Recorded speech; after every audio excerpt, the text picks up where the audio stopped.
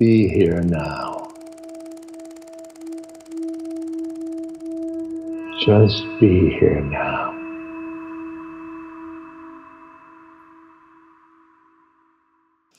I've never met a person who had an abortion who wasn't being a bodhisattva about it. Because now you have to think about life in your direct situation, in your body. It's not a philosophical or legal conceptualization. It's like, what do I do here and now? And those are really the ethical dilemmas from a dharmic standpoint that are really, really where it's at. It's not about philosophizing. It is about having some framework, some worldview, some compassionate intent to guide us. But I've never met a person who got an abortion, a woman who got an abortion, that wasn't being a complete bodhisattva about it.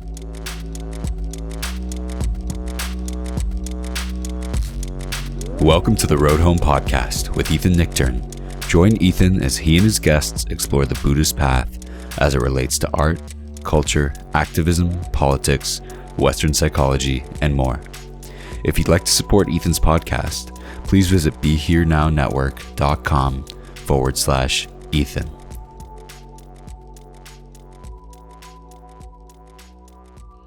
Hi, everybody. This is Ethan Nichtern for the Road Home podcast. Want to take this episode to talk a little bit about recent events in the United States, because I know it's something that probably most, if not all, the people that are listening or care what I think are really concerned, angry, upset, scared about. Talking most specifically about recent events with the U.S. Supreme Court and the larger conservative Christian white patriarchy movement in this country. And I think people in other countries are really concerned about us as well. And I don't know, maybe there's a few people who are listening who aren't that concerned about it. If you do find your way to listen to my podcast on a regular basis and you're not concerned at all about recent political events in the United States, I would just say congrats on the cognitive dissonance. And but I'm going to take the approach that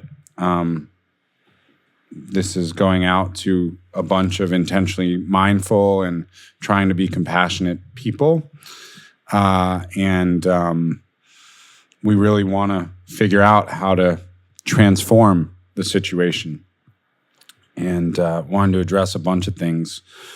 I was leading a 5-day meditation retreat at the Garrison Institute when we were in the third of 3 days of full silence, functional silence. So you could, talk during the Q&A of a talk. We could, of a Dharma talk, we could, if we had an emergency, we could tend to it. But the news began breaking that Roe v. Wade, the 1973 decision, guaranteeing the right to choose, had been overturned. And actually that the previous day, a New York state law, which outlawed concealed carry of weapons, had also been overturned. And there's so much that was super scary about this.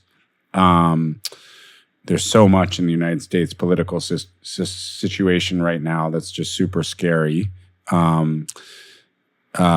The first thing is that the Supreme Court basically used exact opposite logical reasoning in the two cases. In the case of being able to carry a concealed weapon, they said states do not have the right to make their own laws. And in the case of Roe v. Wade, they said states do have the right to make their own laws. So it's totally incoherent logic. And whenever the referees in any situation are using completely incoherent logic, the game can't continue. And when you realize that the referees themselves have become deranged and power mad, it's very scary. And it's also super scary because of the structure of America's electoral systems. So, 5 of the 6 conservative members of the Supreme Court were put on the Supreme Court by presidents who lost the popular vote. And we have this really asinine system where you can become president even if more people vote for the other person. The only time that's ever happened in recent U.S. history is obviously with Republican presidents in 2000 and 2016. And so there's a real sense of injustice and there's a real sense of fear. I've talked in the last several days to multiple students who earlier in life got abortions. Talked to one friend who had an ectopic pregnancy, in which case aborting the fetus is a life-saving procedure, as I think many of you know. And also, on the other side, the insane situation we have with guns in this country. The United States has 2.5 times the guns per capita of the number 2 country in the world, which is Yemen, right? So we are the most gunned up so-called democracy in the world, and we have a minority party hell-bent on power, and the so-called highest referees they've put into place who are completely and totally logically incoherent in decision-making. So it's scary times, And so knowing that this was really going to deeply affect people, we came out of silence for an hour and let people express and process their anger, their fear, their sadness. And then I made time to talk to people privately. And then we went back into our silent practice, which really focused on compassion. And the next day, we really talked about the Bodhisattva path, the path of awakening for the benefit of both self and others. I've been thinking, how do I want to use the sort of medium-sized fish in a small pond platform that I have as a Buddhist teacher and writer? As a cisgendered straight white male, you get a lot of different valid messages. Some people say, hold back and listen, which is really important, I think, for people of privilege. And I try to do that to the best of my flawed ability. Some people say the main role is to amplify the messages of others. And I try to do that.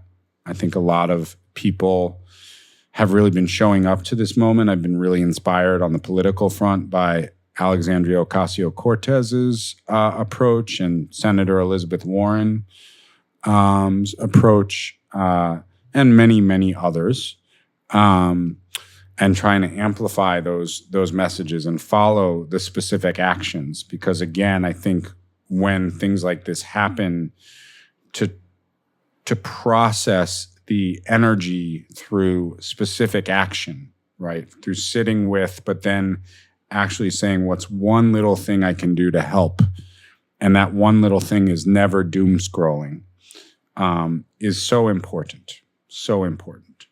And I think there's many facets of helping. But I was really thinking first, why is this so egregious from a Buddhist standpoint? Why are these decisions, not just because they set us back over 50 years, and we want to feel like history is actually making progress, not just because they're completely deranged from any coherent logical position, but why are these decisions problematic from a Buddhist worldview and ethical way of looking at things?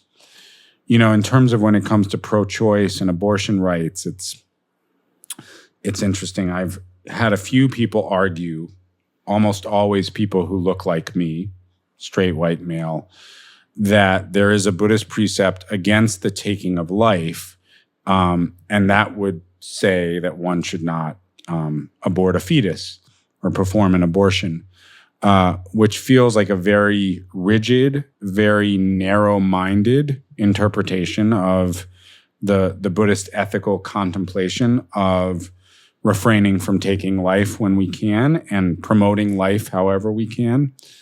And so I was thinking, like, how from a Buddhist perspective do we get to the view that pro-choice is the pro-life perspective? It is the way to promote life.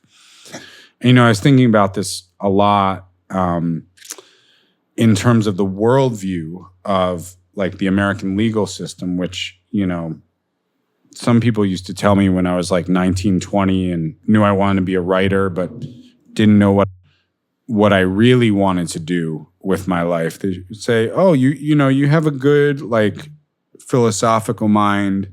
You'd make a good lawyer. And, I knew at that point that the sort of way that law thinking works with, like, precedent being super important, and it just all feels very logical, very heady, and very disembodied from experience on the ground. But I had taken a course about the Constitution and constitutional law. And I remember actually studying abortion rights cases. And, I was at that point really interested in Buddhist philosophy, especially the philosophy of interdependence, or interbeing, as Thich Nhat Hanh called it. Have to get used to saying his verbs in the past tense, as Thich Nhat Hanh called it, interbeing.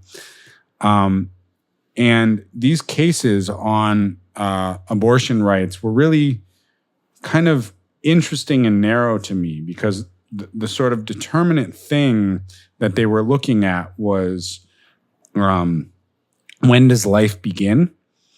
And there are, luckily, some lawsuits moving through courts right now, basically saying that, like, from the Jewish perspective, that life begins at birth. So it's actually a violation of freedom of religion to not allow a Jewish person to abort their fetus, because in the Jewish religion, life has not started yet. So that's interesting. But some of these cases we're trying to figure out, like, does it start when there's a heartbeat? Does it start when this or that? Does it start at conception? And this always felt, from a Buddhist perspective, like a dead-end street.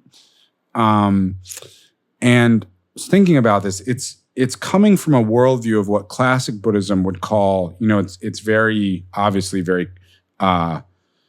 strangely, a strange interpretation of Christianity-centric, right? That view is very forward in the thinking of people who are often anti-abortion.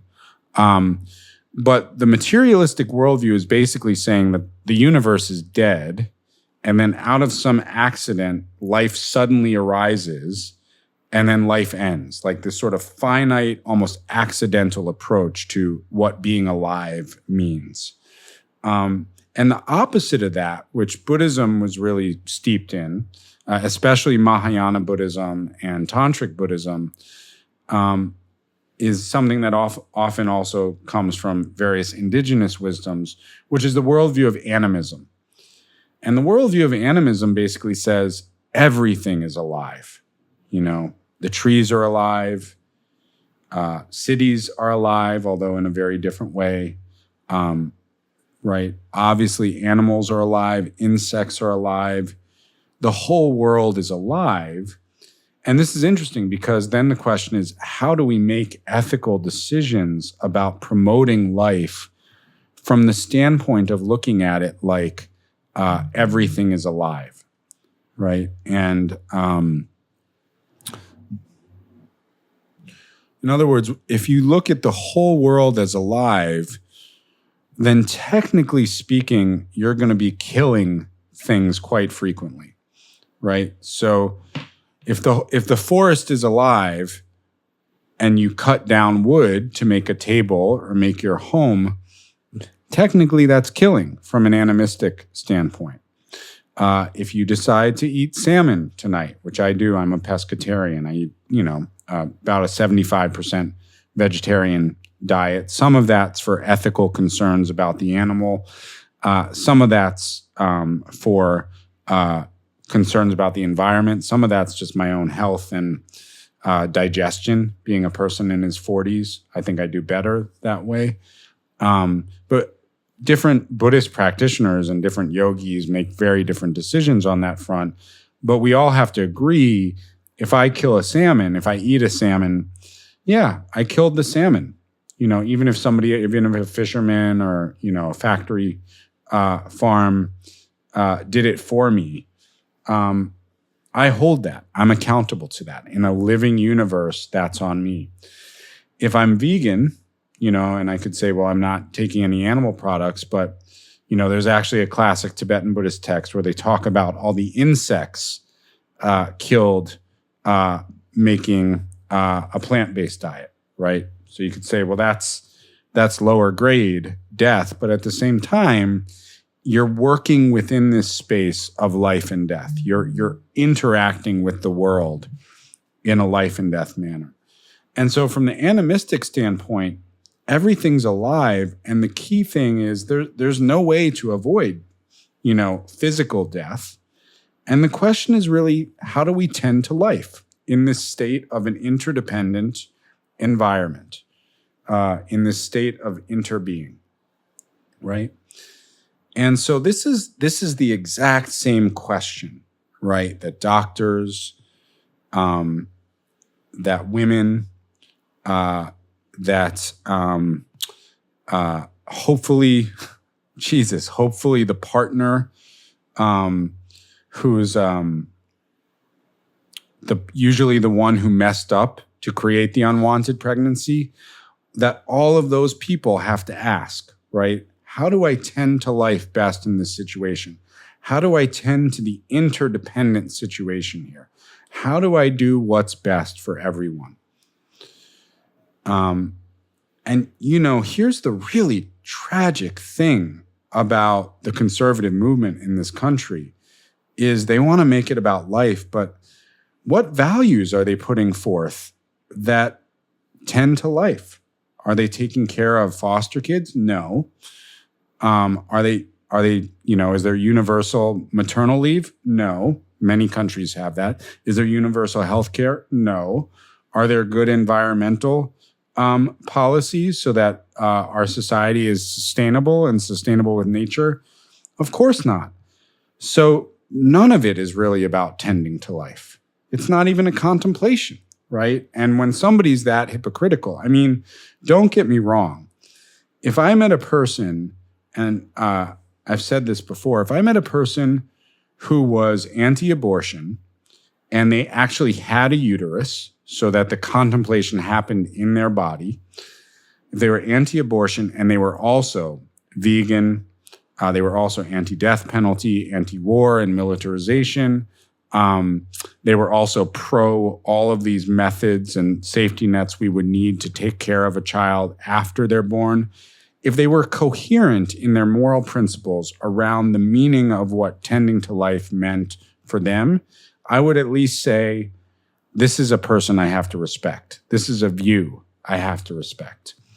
I've never personally met such a person. I do think such people exist. But at the same time, the choice of how we tend to life is very personal, right? It's very situational. We each have to be the bodhisattvas trying to figure out interbeing.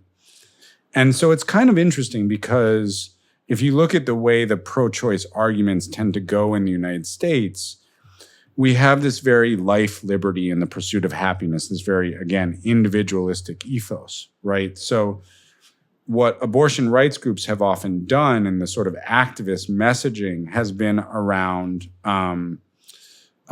autonomy of the body. And I think within the worldview that the United States has, that's kind of the way the argument has to go. Point out, if you want autonomy for your body, you got to give me autonomy for my body. So hands off, the thing about interbeing from a Buddhist standpoint is there's not really, from that, if we really dig deeply into the way somebody like a Thich Nhat Hanh looked at the world, there's not really body autonomy. He would encourage us to look at all of the external lives that we're feeding our body. He'd encourage us to look at the fact that your gut has so many living organisms in it. And there would be this sense of interdependence, right?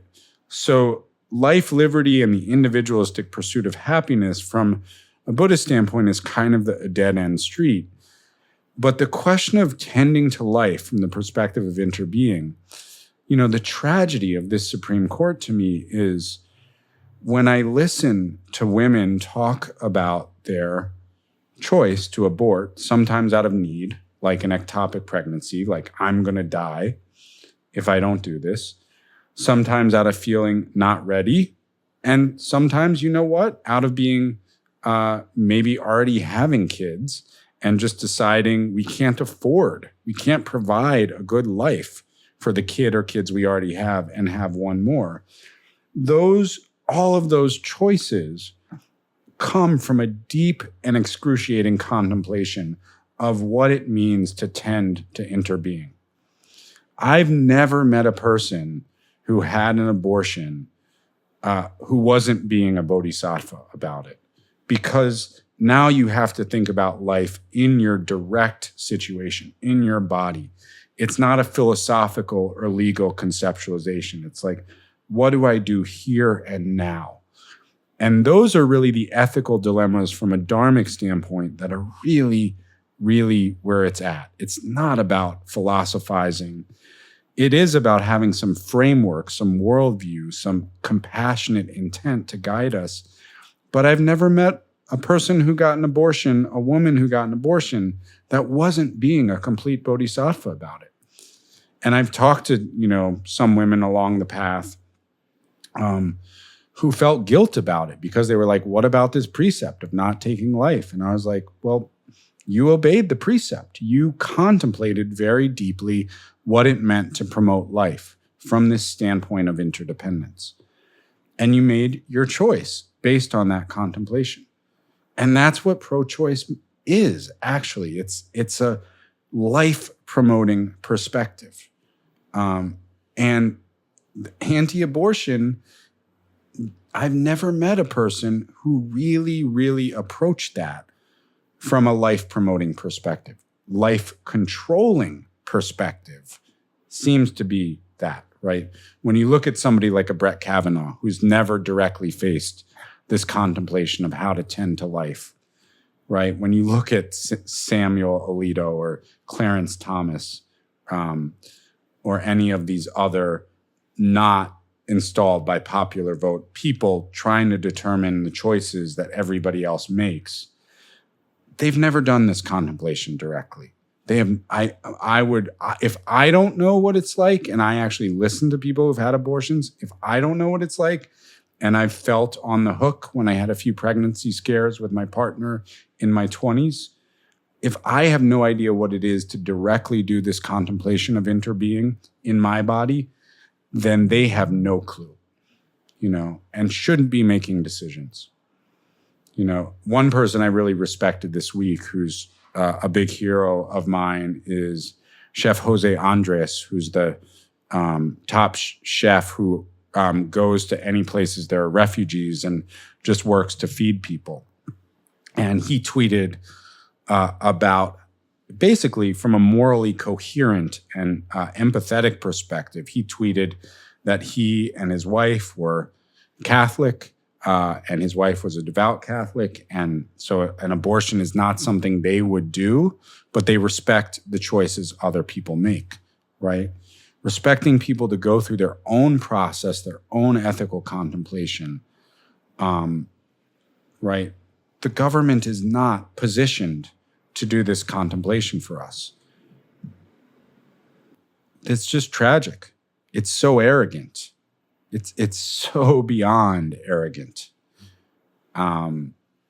It's so far on the other side of arrogance that it's both scary and it makes you want to act, and then you know, with a daughter going into kindergarten, the gun thing, terrifying, absolutely terrifying. How does that promote life? It doesn't. How do assault rifles promote life? And again, no legal, no moral, no ethical coherence here either. No standing on any spiritual, philosophical, legal grounds for these decisions being made. And, you know, we have to stop it. We have to protect life. And that's really what I think is important for spiritual practitioners, because I think the last little bit of that veil has been ripped off in the United States, that a spiritual person can stay above the fray or neutral, right? There's no neutral positions when it comes to a totalitarian or fascist takeover. Neutrality is part of the fascist movement at that point. And so I think, you know, for a while being, you know, a politically engaged or attempting to be politically engaged Buddhist practitioner, and I would argue that I've always been doing the bare minimum required of a citizen of a democracy, that system requires this of all of us. You know, getting those arguments that like, oh, I was hoping you'd be more neutral. I was always like, what is neutral? And I think at least more people are being like, oh, this was not a neutral movement. This wasn't just like a disagreement, right? This wasn't just a like, you say tomato, I say tomato, and then we have Thanksgiving dinner together. Like lives and power are on the line here. And, you know, there's a choicelessness to engagement now. And while I'm terrified, and, you know, I'm terrified for women, I'm terrified for queer people, people of color, I'm terrified for my ancestral state of half my family of Arkansas, which was one of the states where the trigger law triggered immediately after the illegitimate Supreme Court's decision. And abortion is now, I believe, outlawed there in any case, including life-saving and rape and incest and all of that. I also feel a real need to show up and act, you know, and defend the defenseless, overcome this by any nonviolent means at my disposal. It feels like what the path is actually all about. We don't have a lot of sutras or teachings about how to practice Dharma during the rise of a fascist threat, right? There would have to be a Buddhist group in Germany in the 1930s or in Europe in the 1930s with their wisdom to think about the most recent totalitarian threat.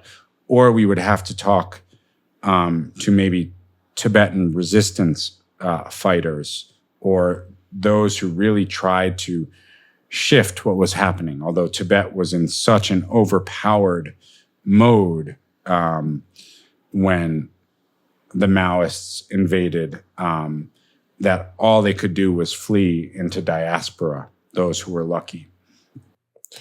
We could maybe talk to Thich Nhat Hanh about being a Vietnamese Buddhist monk during the Vietnam War, where also, by the way, the United States was an aggressor, right? But the tension of this path in a time of great upheaval is to engage on a interpersonal and social and political level while still also working with our own minds, right? Sometimes people say it's one or the other. I have to work on myself before I help anyone else, right? And sometimes activists say there's no time to work on me because the world is in such a dire state and people are in need of assistance, and doing my own practice, working with my own spirituality or psychology would be selfish. And we have to find a way, it's very difficult, but to balance our personal practice and our engagement in the world. So I want to talk for a few final minutes in this podcast about working with anxiety. It's something, we've had on this podcast psychological guests like Judson Brewer on, who can approach anxiety from a psychiatric and dharmic perspective and a mindful psychology perspective. But I think, a lot of times the psychology of anxiety really focuses on personal interventions. And I know that anxiety for me is something I've always had at a low level. People look at me and they think I'm a fairly passionate person, but usually think I'm a pretty chill person. But I've noticed going through a lot of different things in the pandemic and in the Trump era, and I think this is true for many of us, that just the baseline anxiety has gone up. And I've noticed this spring and summertime, as things get more and more real in the United States and in the world, that my baseline anxiety is sort of a constant or recurrent flutter of activity, right? Which is a nice way to think about anxiety with no personalization or judgment. It's just this sort of buzz in the body and in the thought sphere. And really, I think the things that help anxiety are community. I think connecting with people, disclosing our anxiety, not trying to numb it, even if sometimes we need to numb it sort of as a good, skillful mean. I'm a big fan of if you need to spend a little time watching your new Netflix series or, reading a trashy novel, or, working on new hobbies, your sourdough starters, your planting of lavender, your amateur portrait painting. Those are all really useful. But I think we need community to process anxiety with. I think Sangha, which is the community principle in Buddhism, is really important to not feel so alone in it all, and also to feel like you're not the only one who experiences anxiety, which is why I like disclosing being a so-called Buddhist teacher who experiences anxiety and has experienced heightened anxiety in the Trump era. Nice little Freudian slip there. The Trump era, and especially with this Supreme Court engaging in this judicial coup of the United States right now. And so my practices are very important to me. My personal practices, yoga, meditation, sometimes body practice is more important than my sitting practice. Sometimes therapeutic practices. I do see a therapist. I think it's cool to ask the people who are teaching meditation in Buddhism about their experience in therapy, to see if they've had any, to see how much they've worked in that professional relational space on what they're going through, in addition to working with these deep personal practices. So I think we do our personal practice, but we have to balance that with community. And I think the beauty of engagement is any form of engagement, whether that's being active in your community, whether that's political engagement, on electoral politics, which I still think is super important. It's not the only thing we can do, but it's a very yes and situation. I think of electoral political engagement in these upcoming midterms as a necessary but insufficient condition for change, and for, cutting off this fascist threat before it takes over completely. But the engagement is helpful to work with anxiety because it helps us feel like we're doing something specific, right? And that's the thing about generalized anxiety, is things become very vague and threats become very vague, and our whole body and mind just starts to hum with this vague limbic nervousness.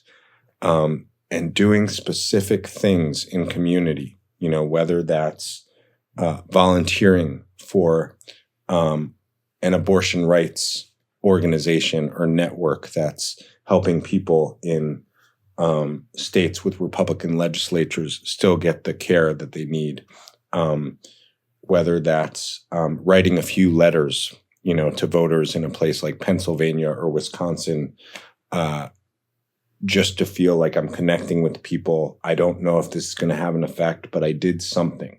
I transformed this vague feeling into a specific action, right? Whether that's just talking to somebody and feeling connected and keeping going this sense of community, which I think is so important right now, that we reinvest in a sense of community. In a sense, I would say that's the most important activism.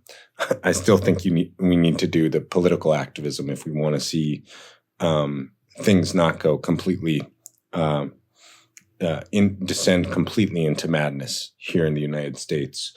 But sometimes just feeling part of a local community, feeling part of a Dharma community, feeling like you have neighbors, feeling like you have friends, feeling like you have people's backs and other people have your backs. But in general, I think the political activism that comes from Mahayana Buddhism, if you really look at what the Tibetan and other Mahayana traditions are saying is, if we're really feeling unsafe, then the key thing to do is to talk about that with other people as we're doing our practices, but also to think about who's even less safe than I am right now.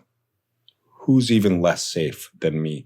And if I can do some little action to help their safety, it will make me feel better.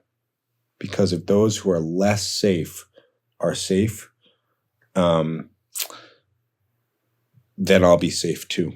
And if you look at any fascist movement in the world, what happened was the moderate people, the privileged people who could have been brought to care, could have been brought to really step up and stop the threat, became complacent, or they started to flee the situation, which, by the way global capitalism and economics works, I'm sorry, but there's really no place to go.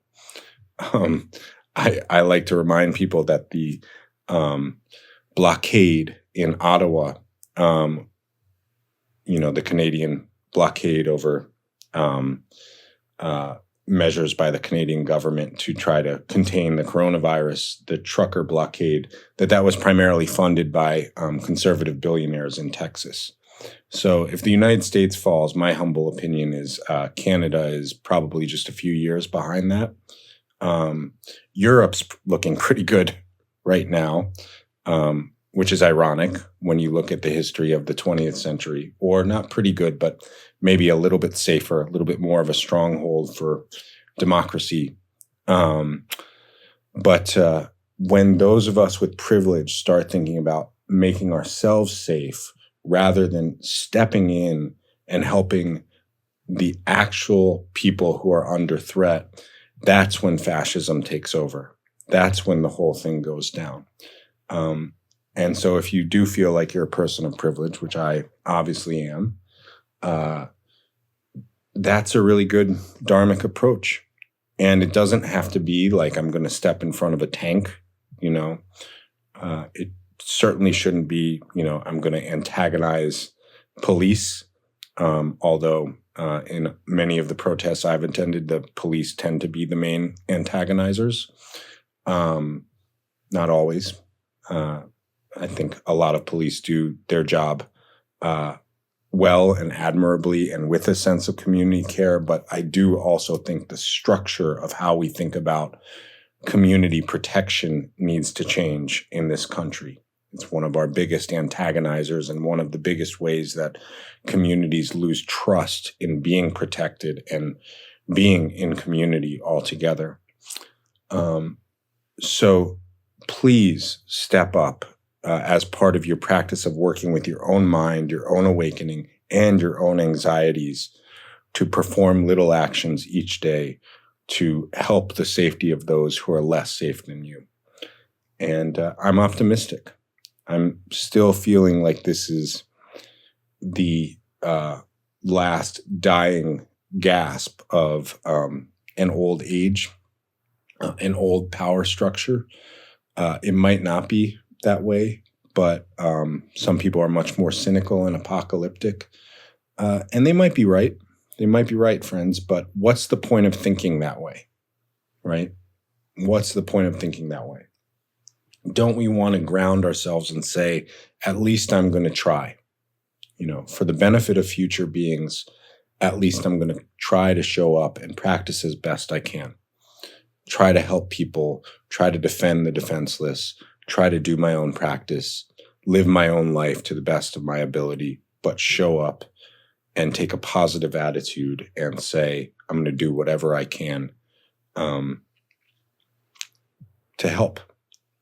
So these are some thoughts. I know a lot of us have really been having difficult last few weeks. I wish, I could have gotten a podcast out sooner than this. I wish this podcast could include the voice of someone who knows a lot more about these issues than I do.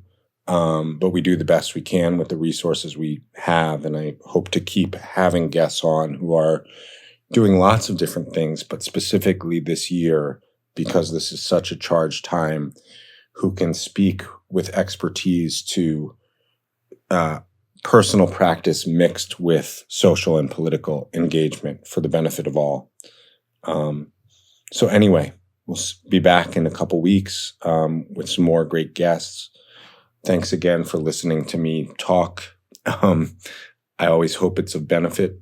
If it's not of benefit, I hope you tuned out a while ago and started listening to whatever podcast is of benefit to you, and or just went away to do your sitting or your yoga practice. That would be a really great reason that you turn this off. But anyway, thank you so much for listening and connecting, and please feel free to be in touch if it's useful. So for the Road Home podcast, this is Ethan Nichtern, with great concern, but also great optimism. And I hope we can each find a way to feel that balance, even if we're in a state of despair right now. So lots of love, lots of metta, and see you next time on the Road Home.